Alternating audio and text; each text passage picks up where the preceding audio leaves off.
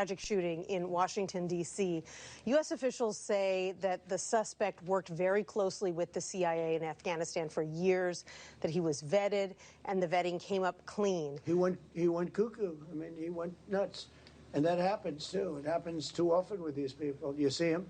But look, this is how they come in. This is how they're standing on top of each other. And that's an airplane. There was no vetting or anything. They came in unvetted. And we have a lot of others in this country. We're going to get them out. But they go cuckoo.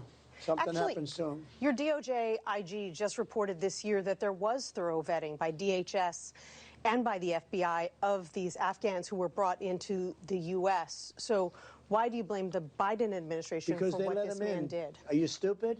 Are you a stupid person? Because they came on a plane along with thousands of other people that shouldn't be here, and you're just asking questions because you're a stupid person. And there's a law passed that it's almost impossible not to get them out. You can't get them out once they come in. And they came in, and they were unvetted, they were unchecked, there were many of them, and they came in on big planes, and it was disgraceful.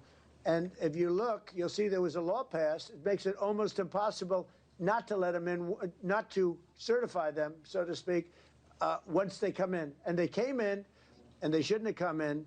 And frankly, the whole thing was a mess. The whole Afghanistan situation was a mess. It should have never taken place. If we're going to go out, and we would have gone out because I had everybody ready to go, we were going to go out with strength and dignity and precision, and we would have left from Bagram, and we would have kept Bagram, by the way, because of its very close relationship to China and where they make their missiles. But when you let the people come in by the thousands and thousands and thousands, they made a terrible mistake. Huge fucking news regarding the National Guardswoman who was shot and killed in D.C. My name is Hunter Howell. I would never harm myself. I have some very serious news to tell you. Turns out that her name was being researched and Googled 4 days prior to her being shot in a very specific location. Can you guess the name of the location? It was Israel. It was Tel Aviv. And if you don't believe me, here's the proof. I'm just going to let you watch this video here. You click on her name, you go to Israel region, Tel Aviv, and then boom, look at that spike. Wow. Here it is more concisely. You would type in her name, Sarah Beckstrom. Then you would type in Israel, Tel Aviv district. And interest over time, it spiked 4 days before she was shot. Now, I need to make it clear that I am not outright accusing Israel of being behind this, but I am saying, at minimum, it is fucking strange. We can all admit it's strange that Sarah Beckstrom, an American National Guards woman, was researched 4 days before she was shot and killed in D.C. in Tel Aviv. That is really concerning. In other news, the post that I made about the CIA got taken down on this app, TikTok, and I appealed in one, and then they were like, yeah, he didn't commit anything wrong, he didn't do anything, and then, once again, got taken down again with no option to appeal. So, fuck this app. I am livid at TikTok, because they allow nudity, they allow so many terrible things being said to creators with no violations, but if a creator speaks out against some real shit, they get censored, they get in trouble. We're truly living through a 1984 surveillance state, but that's a topic for a whole nother time. Find me on my meta platforms, Instagram and Threads. I'm sending you my love. My name is Hunter Howell. 3 buttons over here means the world. I get back to every comment. I need you to repost and share with 10 of your... Shalom. Giving all praises, honor, and glory to our Heavenly Father, Yahweh, Bahasham, Yahweh Shai, Bahasham, Rakakwadash. Giving double honors to the men that are worthy of double honor, our apostles and our elders of the Church of Great Millstone, which is based out of New York, who are ruling well, not forgetting our bishops and our elders that are out in Connecticut. Shalom, peace and love be unto you, and shalom, peace and love to all of the hopeful elect of the nation of Israel. Back again with another lesson through the spirit and power of Yahweh Bahasham Yahweh Shai. I hope that this one is edifying. It's going to be titled America Wide Open. All right, America wide open, which, this whore is wide open. She's open, pretty much to, an assortment of different things, but in this lesson, I'm going to be dealing with, sleeper cells, different agents, you know, from other countries, which you have such thing as international intrigue. You know, when you go into the definition of international intrigue, it basically deals with things on the level of espionage, in which you have spies that are sent from, you know, enemies of America, you know, here. And they were sitting here during the time that America was wide open, you know. And that was during the so-called Democrat administration, which I believe was done, you know, intentionally, you know, but however, you know, them trying to scheme and do their tactics, it left them open, you know, to their actual enemies. You know, now I was looking at something, and I don't know if I saved this video or not, but it goes a little something like this. You know, it goes pretty much on the lines of you don't have to, you know, really infiltrate. Well, I'm not going to use the word infiltrate. You don't actually really have to spend a lot of resources, you know, and to bring your military, all right, to the borders to penetrate, you know, a country like this one, as large as America, you know, Israel or whatever, et cetera, et cetera. You know, Europe, the UK, in order to take down the Western civilization, you know, you create a particular thing, you know, through propaganda or whatever. You know, you allow migrants to flood the place, you know, since they have certain laws about migrants. And then while those migrants are coming in, you know, you slip some of yours in too, you know. And brothers did videos on this, you know, reporting on this or whatever. You had individuals from Iran, you know, from Afghanistan, you know, from various different places outside of these so-called Spanish or Latino, you know, communities, you know, La Raza, you know. You had a lot of individuals that were coming here from various different places aside from those places, you know, and they were being let in here and they were given asylum, you know, because this is a country that was giving people asylum, you know, those that were seeking refuge, you know, and that needed a place, you know, to basically come for safety. You know, America was one of those places, you know, but now, you know, what they're doing is they're pretty much using the whole immigration issue as a means of bringing forth, you know, their different programs, you know, such as the Palantir, you know, such as the digital identity system, you know, the biometric entry-exit visa tracking system, microchip, mark of the beast system, RFID chip, you know, all of that is being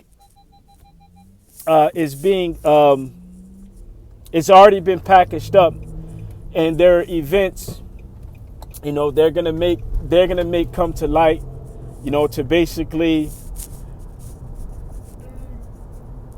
it's gonna make it seem as if it's necessary for those programs to be here, you know, simply to put it, you know. But however, you know, outside of these situations that we're seeing on the news, you know, such as this this Afghan national, you know, whatever they're calling them, you know, this individual, you know, who shot the 2 National Guard officers, you know, outside of the office in, you know, Washington, D.C., you know, which they're saying that he worked for the CIA, you know, in Afghanistan. There's a you know, a bunch of different things at work here, and pretty much you have to pick apart that bullshit to get to the truth, you know, which the whole reason, and this is me speaking as a man, you know, don't get angry at me or whatever, you know, I'm just speaking as a man. You know, they could have went with, oh, he invaded, you know, and one of them or whatever, but I believe that they want it to make it seem as if it's a homegrown situation, you know, as if, yeah, this person was deeply involved in the system. You know, this person was living a day-to-day life. This person had a 9-to-5 here. You know, this person seemed like a decent person ahead of time. But we need a particular system in place, you know, to alert us ahead of time of individuals like this. So a thought crime, pre-crime, you know, you want to make it seem as if, You know, that person was here. They were living a comfortable life. They was all right. And out of nowhere, this person just changed. So they want to be able to identify people ahead of time before they can think these things, meditate these things, and then do these things, which ultimately on a level, they're trying to be like Yahweh Shai and like the Most High. Yahweh Shai said, before man do a thing, he wants, let's see. This is the book of Matthew 15 and 18, which reads, it says, but those things which proceed out of the mouth, all right, they come forth from the heart, and they defile the man, for out of the heart perceive evil thoughts, murders, adulteries, fornications, thefts, all right, false witnesses, blasphemy. All right, these are the things which defile a man. All right, but to eat with unwashed hands defile not a man. So they want to know what's in your mind. Like capital what is that? Capital One credit card wants to know what's in your wallet. They want to know what's in your mind. Let's see. Ezekiel 28 and 3. Behold, thou art wiser than Daniel. There is no secret that they can hide from thee. So they want to be able to know all of your secrets, all of your innermost thoughts, all of your intimate ideas, whatever it is in your mind. They want to be able to know it. They want to be able to control you, and if so be that you think something that gives off an alert, they on your ass, and they're going to use these particular things to take over the internet platforms too. This person was thinking this, on the internet, and basically to shoot and go after them. Now, how do you know this? Well, they run the same playbook over and over again.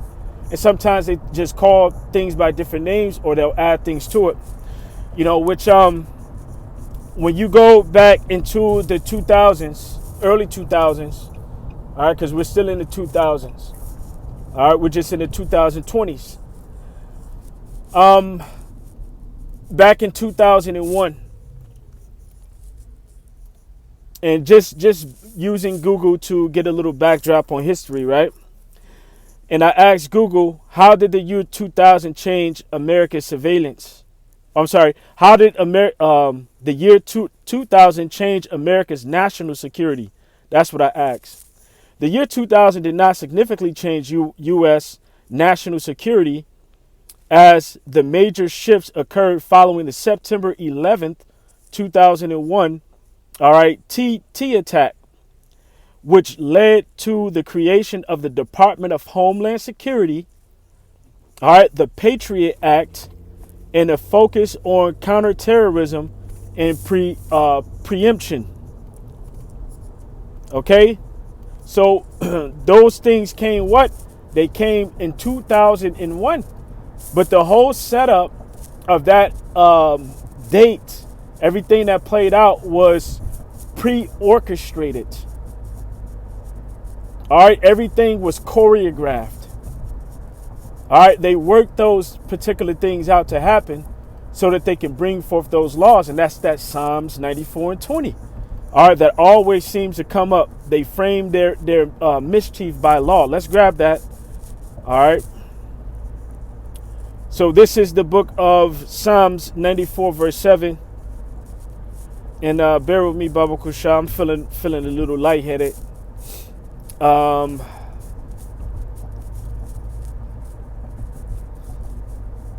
Psalms 94, verse 20. It says, shall the throne of iniquity have fellowship with thee? All right, which frameth mischief by law. So the small hatters, plan that situation out to happen, so that they can bring about the surveillance state where they start spying on everybody. They can start spying on Americans.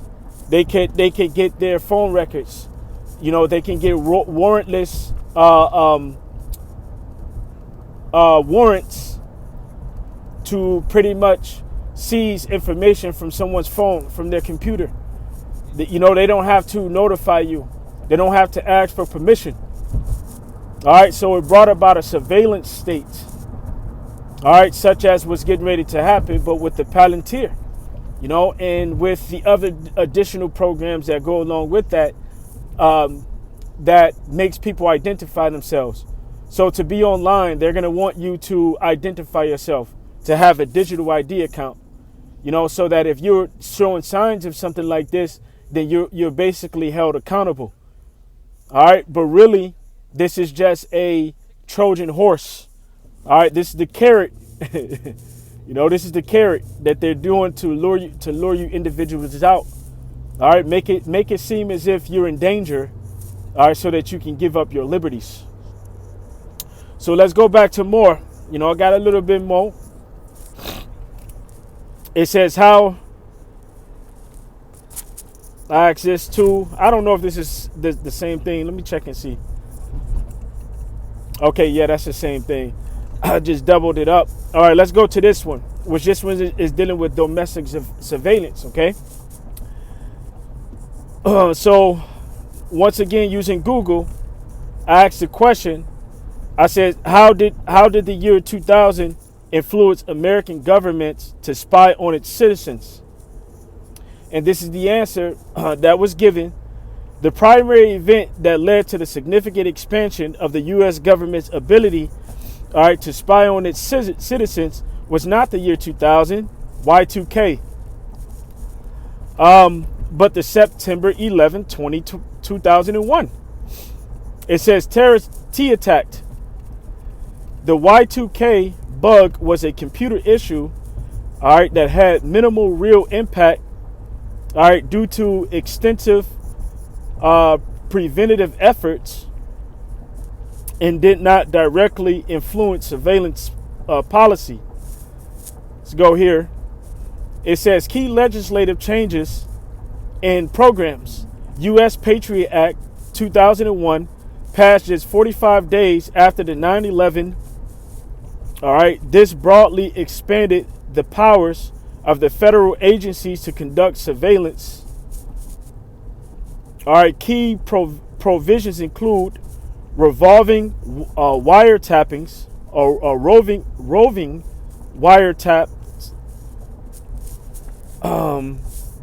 Let's see what that is. Authorities could obtain a single warrant to monitor a person across multiple communications that conducted surveillance, needing a separate warrant to each device. Okay.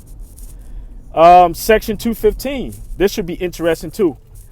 The section allowed the government to secretly obtain any tangible thing, including library and business records, without a traditional portable or cause warrant. This later used to justify the bulk collection of millions of Americans' phone records. So that was section 215. All right, reduce oversight. The act reduced the check and balances of these powers, allowing the government to act more quickly in the name of national security. President Surveillance Program, PSP. In 2002, President George W. Bush authorized the National Security Agency, NSA, to conduct a program of warrantless surveillance on phone calls and emails between foreign targets and contacts within the U.S. The FISA Amendment Act in 2008, following the controversy surrounding the PSP, this act provided a legal framework, Section 702, all right, that permitted the warrantless surveillance of foreign persons located outside the United States.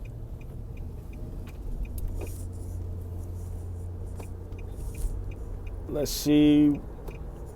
Leading to the incidental collection of data on American citizens. All right, this program was revealed by Edward Snowden. You know, that's where you get the Snowden files, you know. All right, and he fled for asylum. I believe that's Russia where he fled to. Yeah, so all of these things were provoked, by, that particular T Act in 2001. So how much more so in the situation, all right, of today's time, in that so-called shooting that happened outside of Washington, D.C. All right, they're going to use situations like this to bring that one and all system, all right, for surveillance and for tracking, and for everything else. So I'm going to have a few videos, all right, to put in this. All right, don't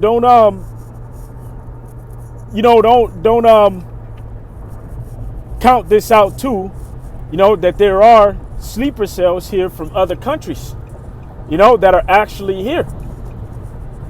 All right, even though I believe that this situation was pretty much some bullshit, bullshit psyop, but I do believe that there are sleepers that are here, that are ready to activate when they get particular orders.